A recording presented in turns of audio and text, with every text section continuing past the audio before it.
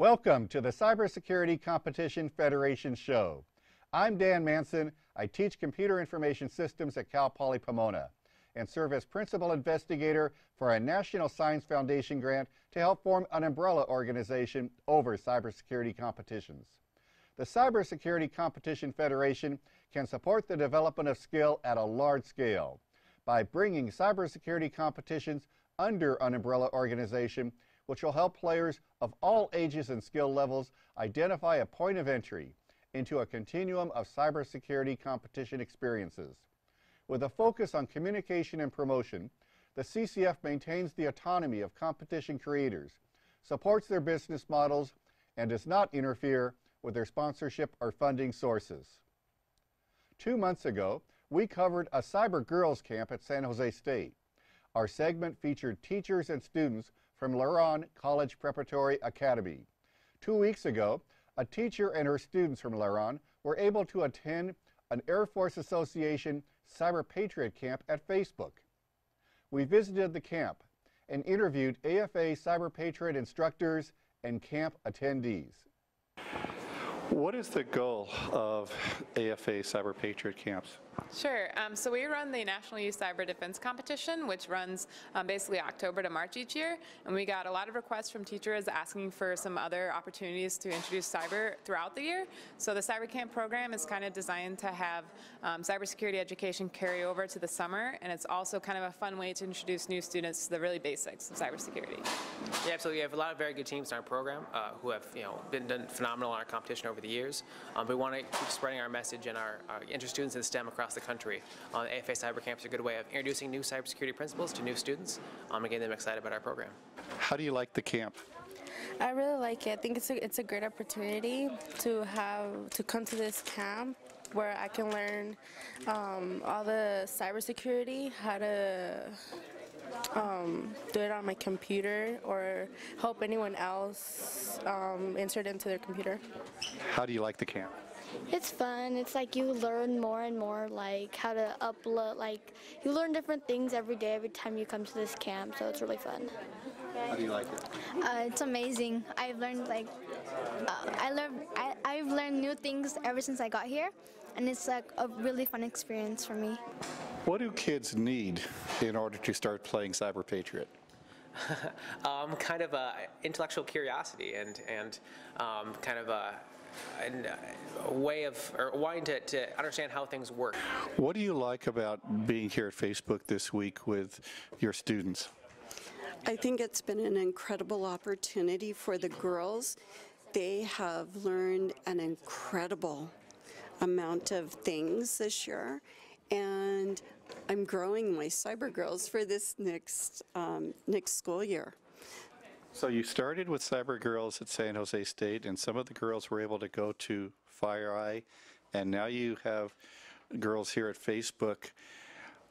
What's next? Well, I'm hoping we'll be able to afford to participate in Cyber Patriot eventually. So our school is a STEAM school, and we're growing our technology and we're growing our Cyber Girls, and hopefully our Cyber Girls are going to become our Cyber Patriots. We continue this week with Inside the Game.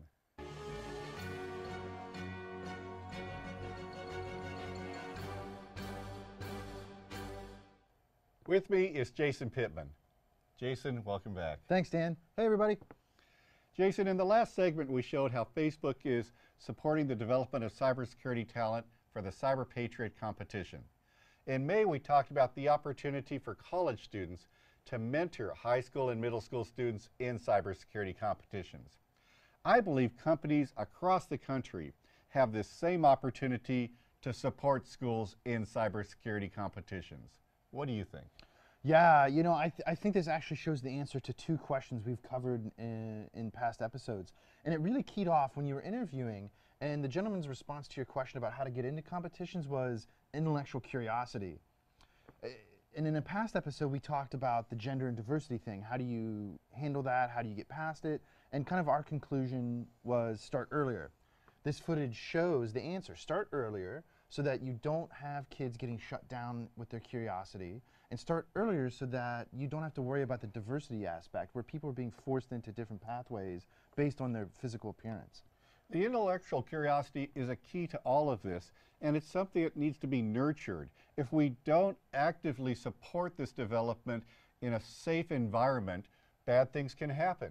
You know, kids who don't have the intellectual curiosity just fall through the cracks and we never get to develop them. The kids who do have the intellectual curiosity and don't have the support, they start playing in the streets and bad things happen in the streets. What I want to see is these companies have the equivalent of the pizza parlor plex for cybersecurity teams across the country. Yeah, you know, and for a long time we've heard the narrative from industry that there's not enough skilled workers, but industry sat back and let academia and other pathways provide those skilled workers. And now we see a company like Facebook starting to step in and provide that pathway.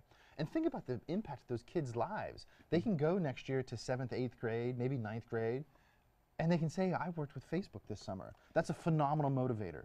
How cool is that? Absolutely. Thank you, Jason. Thanks, Dan.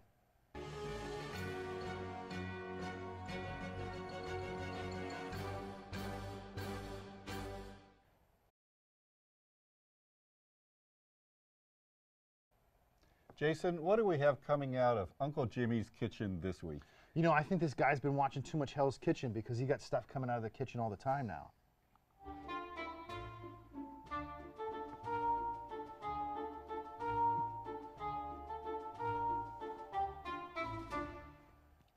It sounds to me like Uncle Jimmy is becoming a gourmet chef of challenges.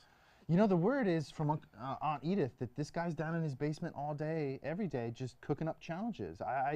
It's amazing to watch. Last week, Uncle Jimmy had a hard challenge. What does he have for us this week? This week, Uncle Jimmy has an easy challenge, and you can see that at UncleJimmy'sChallenges.com, like always. And, you know, he's trying to diversify his portfolio like he works for Merrill Lynch. He has easy, medium, hard. I think there was another easy, now we have another easy, so he's definitely working on providing pathways for people. Yeah, I'm really glad that he has some easy challenges because those that are just starting to do cybersecurity competitions, this is the way that they can get up to speed. Yeah, you know, this guy's taking it really seriously. I'm really shocked, but glad. You know, he's given up some of his former work, and some of the people he had working for him on the streets are now coming into the basement, and it's like a little workshop down there for cybersecurity challenges. It's going to be a lot of fun going forward to see the variety of challenges, to see who's solving the challenges and how they're solving the challenges. Absolutely, you know, and the rumor on the street is Uncle Jimmy might show up at DEF CON. That would be a very interesting experience. Thank you, Jason. Thanks, Dan.